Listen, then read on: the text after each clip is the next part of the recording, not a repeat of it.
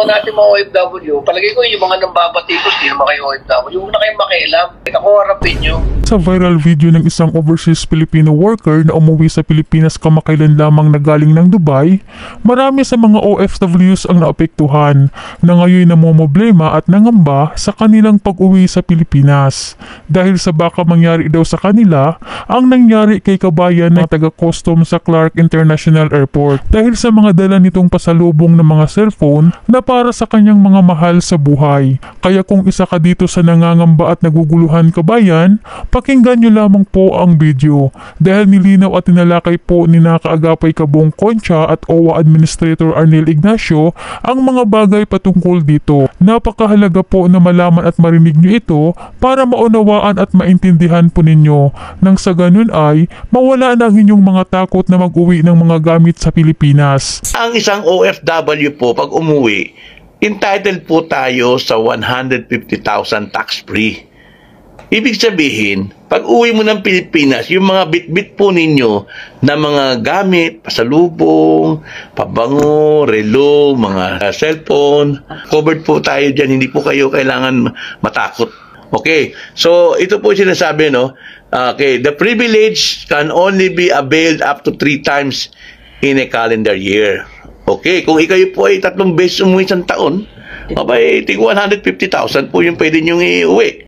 Basta siguraduhin nyo lamang po mga kababayan na hindi lalagpas yung mga gamit nyo na iuuwi nyo sa Pilipinas dito sa isinaad na batas na 150,000 pesos tax-free. Dahil kapag lumagpas na yung mga dala nyong gamit sa limit, magbabayad po talaga kayo ng tax. At kung may mga mamahalin naman kayong mga gamit na gusto nyo iuwi sa Pilipinas, siguraduhin nyo na lamang po na dala-dala nyo ang mga resibo. Para sa karagdagan impormasyon, narito sabay-sabay po natin panoorin si OWA Administrator Arnel Ignacio para magkaroon po tayo ng linaw at tamang kaalaman patungkol sa bagay na ito para di na maulit yung nangyari kay kabayan sa Clark International Airport. Ulitin ko lang, para sa mga umuwi ng OFWs, make sure that you declare you're an OFW so you can enjoy the benefit of bringing in 150,000 pesos worth ng mga yung pasalubong o kung ano man ang dala mo, nang hindi ka na mapapatawan ng ad valorem tax or whatever tax would be tawag dito na maipapataw sa iyo. At least yung pauwi nakasama ako sa bahay ngayon, pauwi ngayon ng PBS, tatanggal na yung pangamba niya dahil kanina pa niya sir inaisip kung iuwi ba niya yung mga kagamit niya o hindi dahil baka mamaya ma-hold lang o pagbayarin siya sa airport. Yun yung kanyang sinasabi sa akin, sir. Basta ulitin lang natin. Sir. Yes, sir. OFW, checkan nyo yung tabang box. I-take nyo, OFW. Tapos, ang hanggang 150,000. Yun naman ding iba, no? Huwag naman na kayo mag-uwi ng 65-inch na color na plastic TV. Ang dami-dami yan dito sa Pilipinas, sa mura-mura niyan. Huwag na kayo magyabang na meron kayo nabili doon. Mas mura dito sa Pilipinas. Ang hirap niyang mga ganyan, magdadala kayo ng magdala ka ng 65 inch. Isang beses nagre-reklamo sa dala ng refrigerator. Dala ng refrigerator dahil sa ibang basta. Pagkatas, una talaga ma-charge kayo ng ng mahal. Huwag na yung mga again, inulitin ko, huwag na kayo mag-uwi ng mga appliances na kayo lalaki. Naman, kagaya kanina may nagtatanong sa akin, biruin mo mag-uwi ka ng 65-inch television set ng flat screen TV na mayroon pang mayroon pang soundbar. Bakit doon mo bibili niyan? Sakit ng ulo mo pag inuwi mo yan dito. Refrigerator, iuwi mo dito. Talaga magbabayad ka.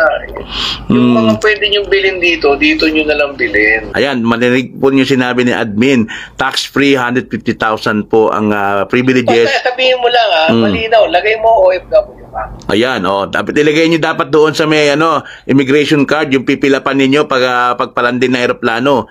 I-check nyo doon sa may box doon nakalagay OFW para immigration doon na OFW ka. Ayan, narinig nyo mismo kay admin na Arnel Ignacio, pasugod siya doon sa immigration sa Clark nung yung makarating sa kanya ito. Nailagay kasi ni resident. Kasi ang intindi niya, resident na siya ng Dubai.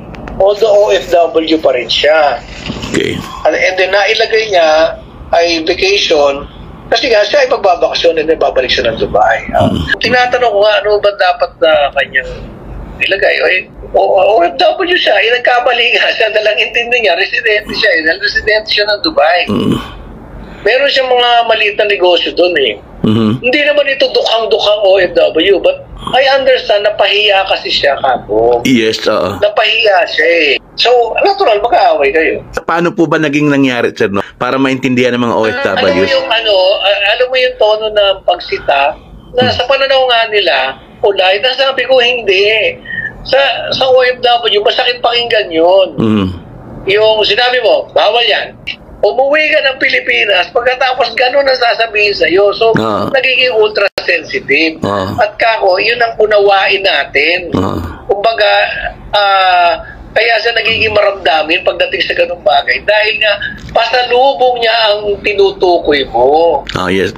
Di ba? Alam naman natin merong mali, o may bawal. Pero, sinabi ko nga doon na, ano ba ito? Isang Oppo na telepono at saka isang iPhone 12, paabutin pa natin sa ganito. So, it is so impractical. Napakaliit na bagay. Diba? Alam mo, Kapong, naawa rin talaga ako eh. Kasi, yun namang iba namang mga nagko-comment, ano? Kung makakomment kayo na sinungaling, ganyan. Palagay ko, di ba OFW yung mga nag- Siguro, sir, mga nambabas lang. Itong mga, alam mo, yung mga basher na ganyan. Sana, kasi palibasa ngayon eh, nakakapagtago kayo sa mga ID, nakalak pa mga profile nyo. Kung matapang kayo talaga ng ganyan, alam mo, puntahan nyo ako sa opisina, doon nyo kanain yung mga komentaryo nyo ganyan pagka hindi ko kailangan. Kung hindi lang ako government official, talaga mas mataray ako eh. Diba? And kaya kami pumunta doon kasi she will apologize and was planning to take down the video. But then, yun nga, na-servo na pa. So, sabi ko, halika na